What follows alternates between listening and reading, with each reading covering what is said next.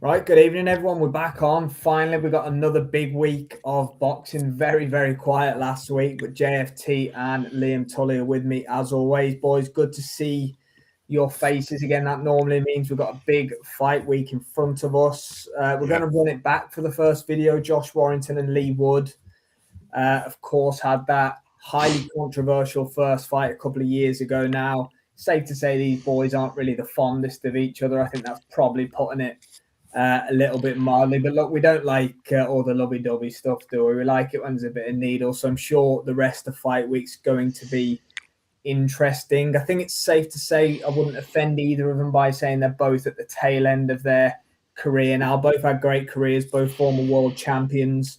First fight was for Wood's WBA belt. There'll be no titles on the line in this one, just pride. In Nottingham. Wood's going to have the home advantage. He did, of course, win the first fight. Down on the card, stopped Warrington with a flurry. He fought Kakachi last time out. Safe to say he didn't look the best. He looked pretty washed, actually, in fairness. But Josh Warrington hasn't exactly been on a great run himself, has he? Look, he lost 3 in a row. He retired. He retired, didn't he? He retired, Jay, you're right, yeah. Fought Asif Khan last time out. Look, loser leaves town. I think boys don't they? I think that's probably the safe thing to say on this one. But yeah, how do you both see it going? I think either or. I think the winner could possibly leave town. I think it's a decent enough payday. I'm assuming that because of the magnitude of the event. It has to be, yeah. You know, it's a stacked card, so. You know, they'll have had to pay decent wages for some of the names that they've got on there. We've got British and Commonwealth title fights. We've got Dave Allen, who's not cheap. You know, we've got Leo Watang, who is a highly touted prospect. But look, we're talking about the main event. It's definitely the back nine for them both. As I said, Josh Warrington retired. Leigh Wood has not looked great himself in his performance. They've both looked a shadow of their former selves. So the rematch has possibly come at the right time for both of them. I think, you know, neither of them are sort of on the verge of world title shots, irrespective of what Frank or Eddie tell you. You know, Frank Smith and Eddie Hearn will tell you that, you know, leading on from this, we could see this and this and this and this. Okay, yeah, right. We'll accept that for now. But ultimately, they had a fantastic fight.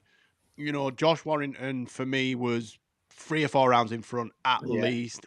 But ultimately, didn't get the victory. It doesn't matter if you're... Look at Fury against Wilder, for example. I know Fury was sort of heading that fight, but nearly got knocked out in the last round. You know, Wilder's dined out on that.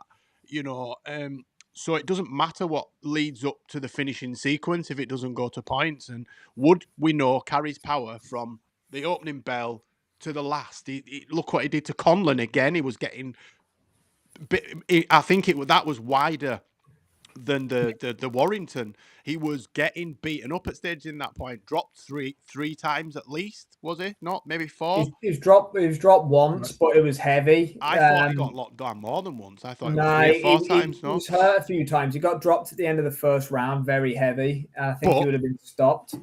But, you know, one of the knockouts of the year. It's just awful, you know, Conlon out cold before he hit the ground, fell through the rope. So there's always that there. For me, it doesn't need belts and baubles, this. It doesn't need an eliminator or a belt or a strap. These guys don't like each other.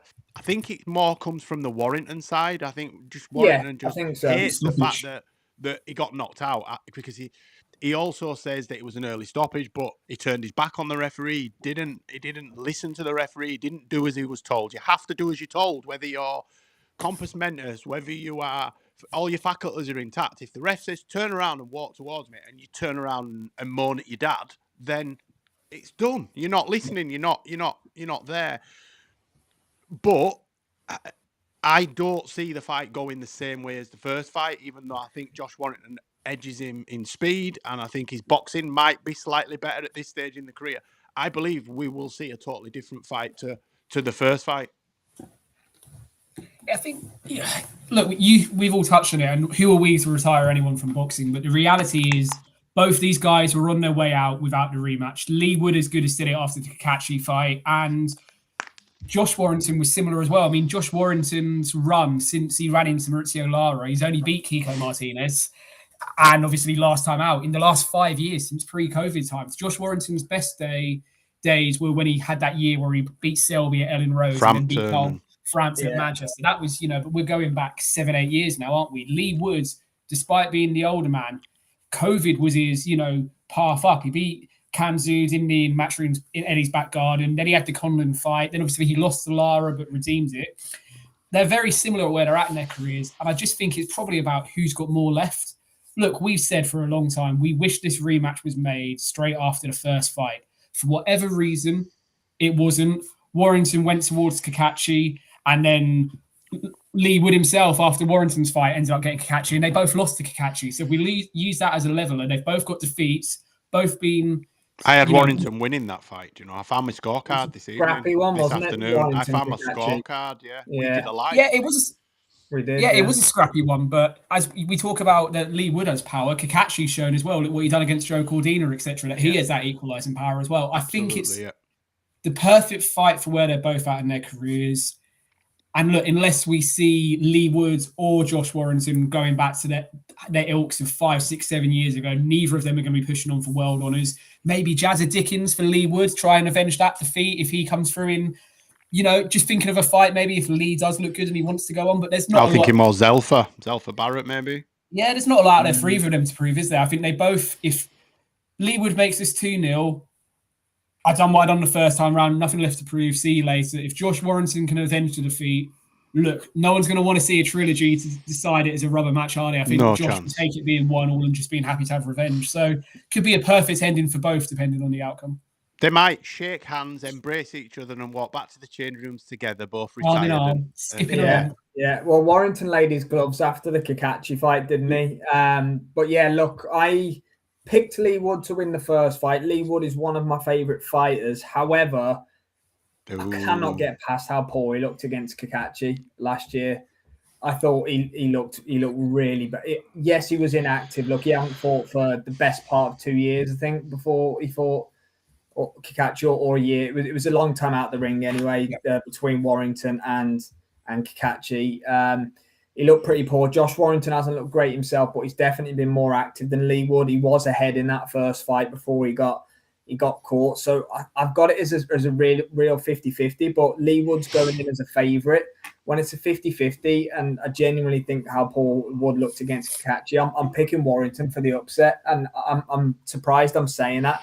I wouldn't have said it before, so I just cannot unsee what happened against Kakachi. His timing, everything about he looked a shadow of himself. He looked a shadow of himself, and it's a 35-year-old Warrington against a 37-year-old Wood. That, like you said, Jay, they're both on a back nine, but I think Warrington might have slightly more left than Wood, and I can't believe I'm actually saying that because I don't know how much Warrington has left. But yeah, that's Warrington on a close. It could even be a split.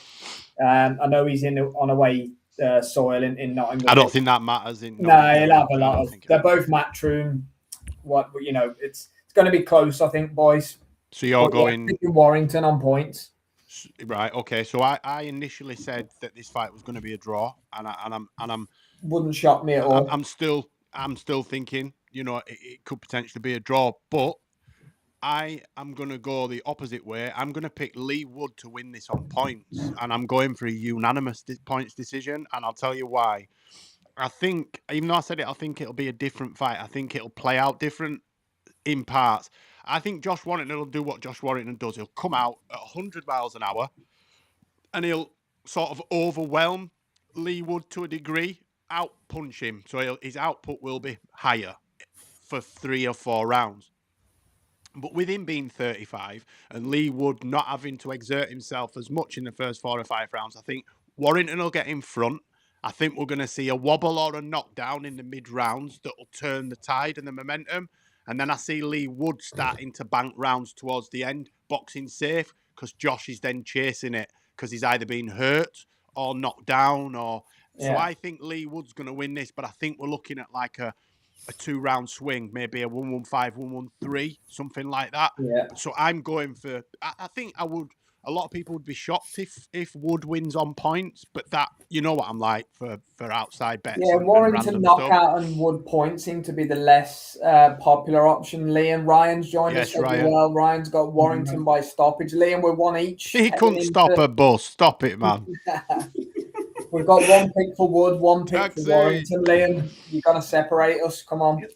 Look, they say power is the last thing to go in a fighter. And when you look at that, then you've got to side with Leigh Wood. I do think Josh has to come out fast.